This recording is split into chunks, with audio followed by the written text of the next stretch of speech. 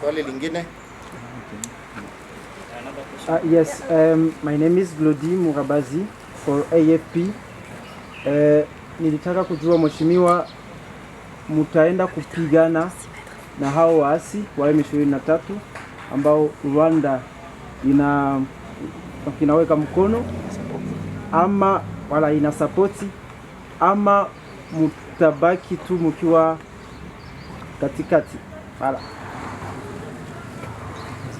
swali la tatu. Yes, please. Yes, good morning, Florence Maurice, RFI. I would like to know when the operations will be able to begin, when all the troops will be there, and if you are going to launch offensives against M23 and go in the territory they took to take them again. Let me take all those three. And I want to start with what my friend has asked. I think many people have been asking that question. What is the difference between the East African region of force and MONUSCO? First, we want to say that MONUSCO deployed here under a very different mandate. As opposed to the East African region of force. And the East African region of force is an intervention force. It's not a peacekeeping force. However, MONUSCO have introduced another clause of having the FIBs. And from the East African region of force, we are deploying with more capacity and capabilities, so that we are able to undertake operations as the situation may dictate. On the question of whether we are going to fight the M23, I want to be very clear here.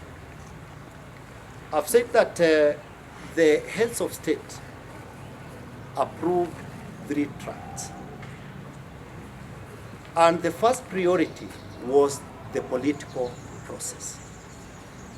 Currently, we have Luanda and Nairobi process. Sometimes, war does not necessarily bring peace. You have to pursue diplomacy.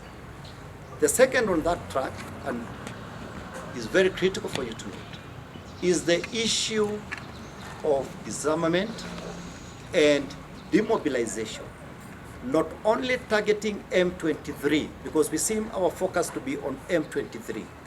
We have over 120 armed groups within DRC. And they have instigated significant degree of insecurity.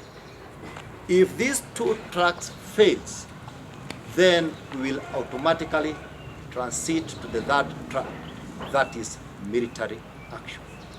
That one is very clear in our mind.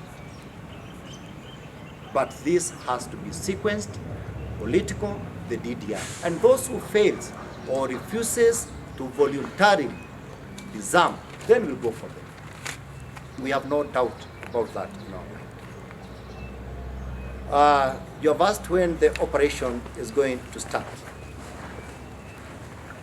I think today marks a very significant day, because we had to ensure that we comply with certain legal requirements.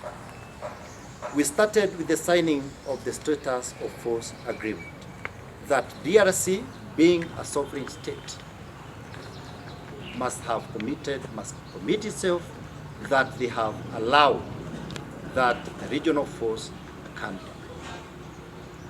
Secondly, and very critical, was the signing of rules of engagement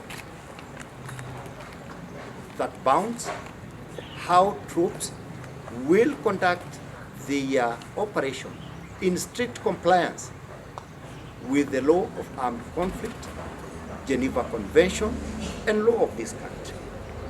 For a country like Kenya, we had to go through the process of ensuring that we have the parliamentary approval, because we believe in the Constitution, and that's what the Constitution of Kenya dictates. And therefore, with the standing up of the force headquarters, we made clear that operationally we have started.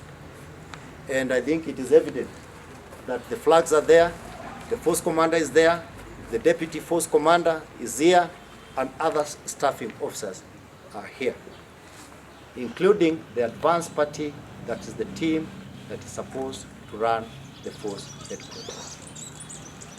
Equally, it is important to note that Burundi has already deployed a battalion, and they are currently undertaking operations down Uvira.